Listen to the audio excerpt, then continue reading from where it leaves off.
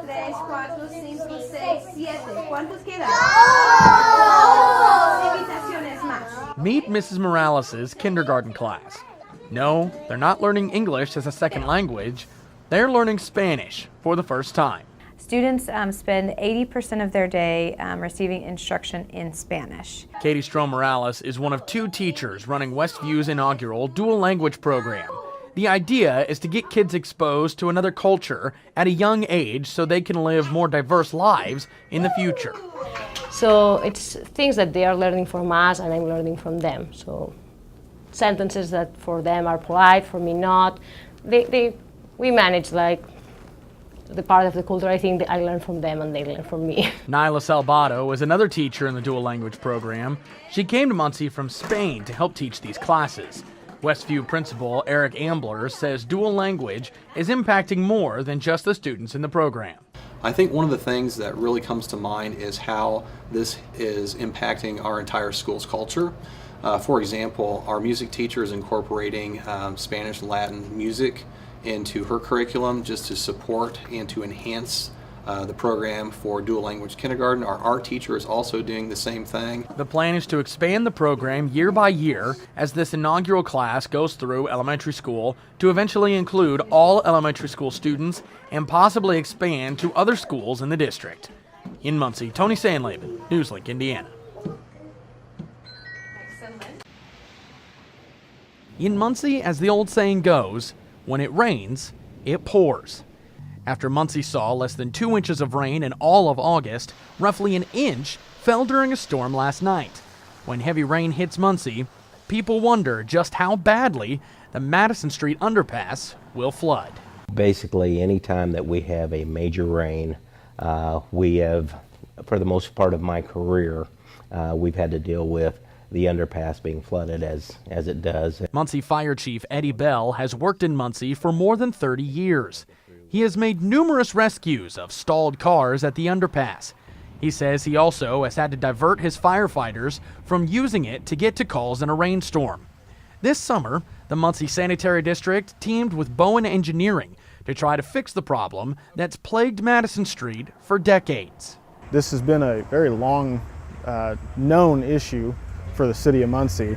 Through the contract format between Bowen Engineering and the Muncie Sanitary District, we got creative in solutions to solve this long-running problem for the city of Muncie. Bowen Engineering project manager Paul Creasy helped install a pump system designed to prevent floods from blocking traffic during rainstorms.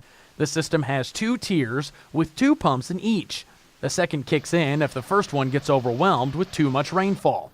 Monday night provided the first true test. After heavy rains, a manhole cover was actually busted open and water began flowing into the road, and it really looked bleak, almost as though the pump system wasn't working. But you can see here, just a couple of minutes after the rain has stopped, the water has cleared. The roads are very passable and movable, and by Muncie Sanitary District and Bowen Engineering standards, that means the system's working. The road never closed and traffic was never rerouted, meaning perhaps the Madison Street underpass's flooding issue may have finally been solved. In Muncie, Tony Sandleben, Newslink, Indiana. Neighborhoods. Places where people can live happily with their families and neighbors. That is, until meth is found. It's just an all-around headache. Jesse Gunner lives across the street from a former meth house. He was there when police raided the house and said the neighborhood has not been the same since. There's been a lot of people that's actually moved out that was nice neighbors that lived around us that watched out for, each other. And that was kind of depressing and sad to see, several families move because of the meth problem that we had here. According to Gunner, 4 of the 10 houses that share a block with this former meth house are now empty. The house itself was raided in 2014, and while the lawn has been taken care of, some of the evidence still remains. Gunner's neighbor, Walter Risch, says the people who lived in the house didn't keep quiet. The last couple of years when it was occupied, a lot of shouting. There has been police cars out here. Saw a fire truck out here because they had a fire going on the side. You can't burn fires in the open. Fire department came out here. My mailbox got knocked down. Guy told me he was teaching his 11-year-old son how to drive. I found that a little hard to believe. Risch said others living in the neighborhood wrote a letter to the house condemning the people in it for their meth habit. Now that they are gone and the house has been boarded up, both Rish and Gunner hope people will return so the neighborhood can feel like a community again.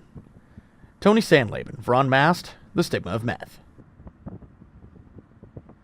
The machine is closed. Clerk will tally the roll. Roll call shows 50 ayes, 0 nays. Conference committee report has passed. Secretary will inform the House of the passage of the conference committee report. Senate Bill 567, the bill that originally would allow for a government takeover of Muncie community schools, was amended then passed in both houses of the General Assembly. The version that passed gives MCS a chance to make progress on their financial problems on their own, something Superintendent Stephen Ball says is the best case scenario. I think we're probably have the best bill that we could have expected given our fiscal situation. I mean, being labeled financially impaired is not really a difficult thing to, embrace when we've been financially impaired for years. The bill gives MCS until January to make progress on their financial situation before being considered for a takeover again. But what does progress mean? Representative Tim Brown, the lawmaker who added MCS to Senate Bill 567, says the plan is already in place. Well, they approved April 17th a deficit reduction plan, so we'd like to see that implemented. And if they can carry out that, I think that's a huge step and a progress forward. Brown said ultimately he would like to see the district operating with a positive cash flow, but he does not expect that to happen in the next 6 months. Meanwhile, Ball and the school board are scheduled to meet with the Distressed Unit Appeals Board on Monday, where clear expectations will likely be discussed. In Muncie, Tony Sandleben, NewsLink, Indiana.